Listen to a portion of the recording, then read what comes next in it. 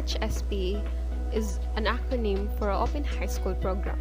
It is an alternative mode to formal secondary education program run by the Department of Education. This program provides an opportunity for elementary school graduates, high school dropouts, and successful examinees of the Philippine Education Placement Test to complete secondary education in a purely distance learning mode.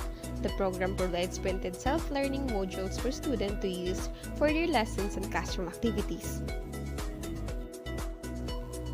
Student who wishes to avail OHSP must be Filipino citizen, independent learner, have completed the prerequisite grade or year level, passed the Independence Learning Readiness Test, and informal reading inventory. We interview some college students about OHSP, some graduate students of OHSP, and one teacher teaching in OHSP.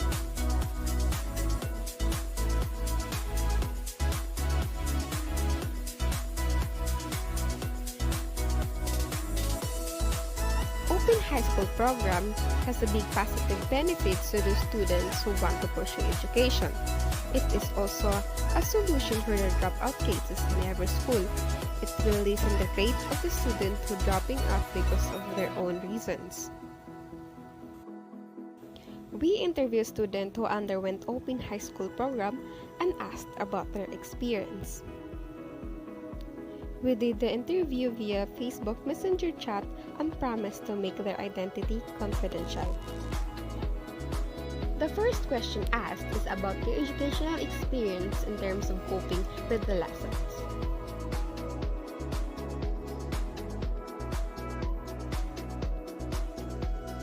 The second question asked is about their relationship towards their OHSP teachers.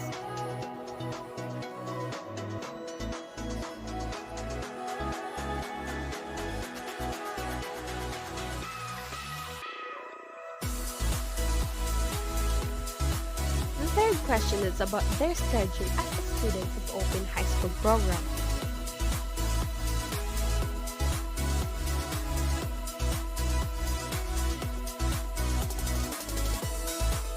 The last question for the students' interview is about their socioeconomic status or reason why they enrolled in Open High School program.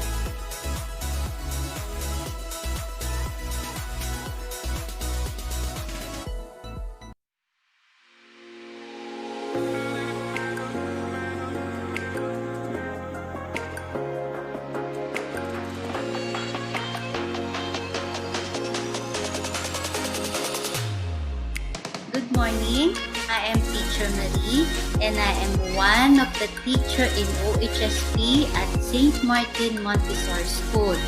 Our school is now in its 5th year.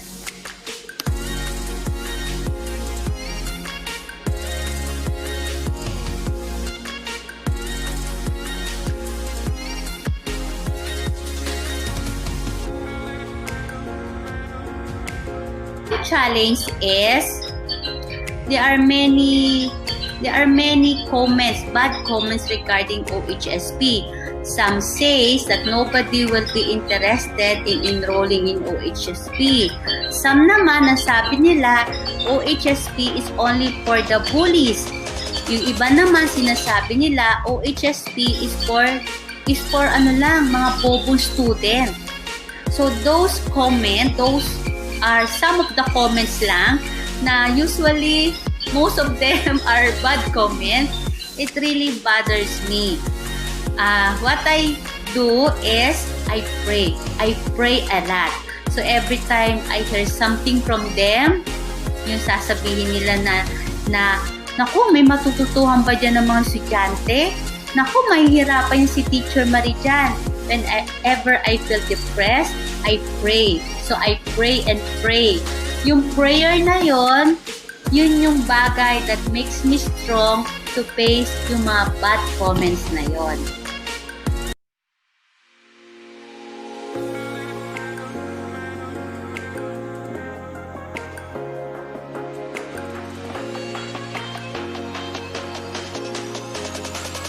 When you say relationship, it is a good relationship.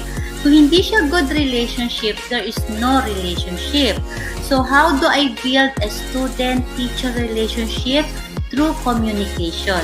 All relationship is based through communication. You need to have a happy communication, good communication, informative communication. So, anong ginagawa ko?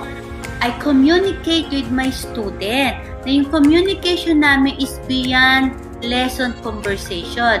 Hindi kami nag-uusap lang just because of the lesson. I go beyond it. I give extra mile. So, giving extra mile to your student through speaking only, it gives you a good relationship with them. And in return, your student started to like you.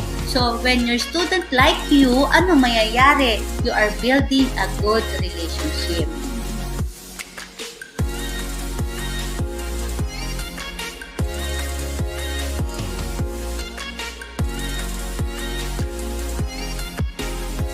Question number 3. What's the best part in teaching OHSP? We wanted our OHSP to be less stress. Less stress for the student, less stress for the teachers. So, anong ginawa namin? We start our class at 9 a.m. So, waking up at 6:30 in the morning gives you a less stress experience. So, that is the best part in teaching OHSP. Kasi teachers, they always say na, stress na ako magturo. Ang aga bumising, gabing-gabi matulog. Stress na ako. Tapos yung mga student, magkukwento, stress na ako maging student. Ang aga gumising, ang late natulog.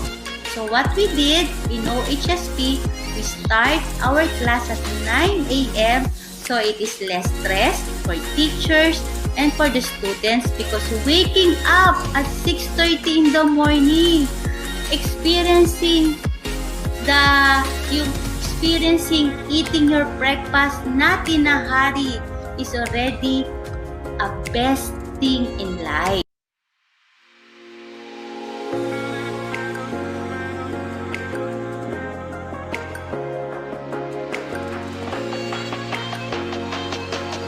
Question number 4. Is there anything that you can share with us about your experience being an OHSP teacher? Every day, there is a new lesson to learn. So, learning is limitless. You learn from your student, you learn from your experience. Usually, you learn from your student. So, one experience that I could share is when you became an OHSP teacher, every day you learn something new.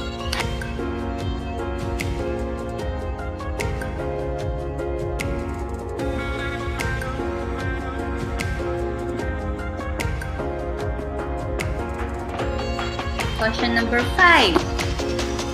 Best advice to co-teacher in OHSP.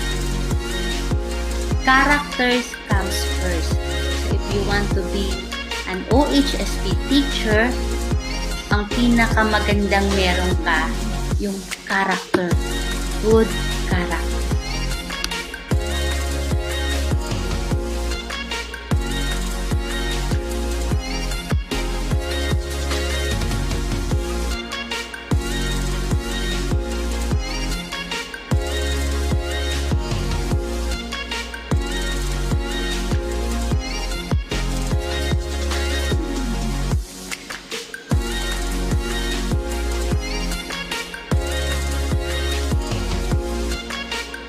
The state is facing a dropout crisis.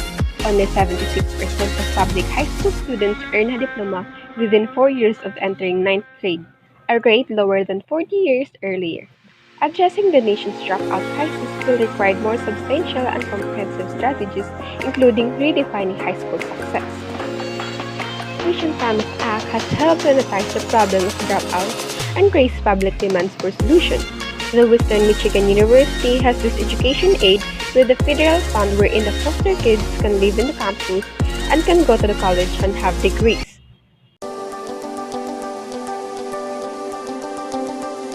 Korea, the government introduced the Government Guaranteed Student Loan Program in 2005, the General Student Loan Program in 2009, the Income Contingent Loan Program in 2010, and Government Scholarship in 2012.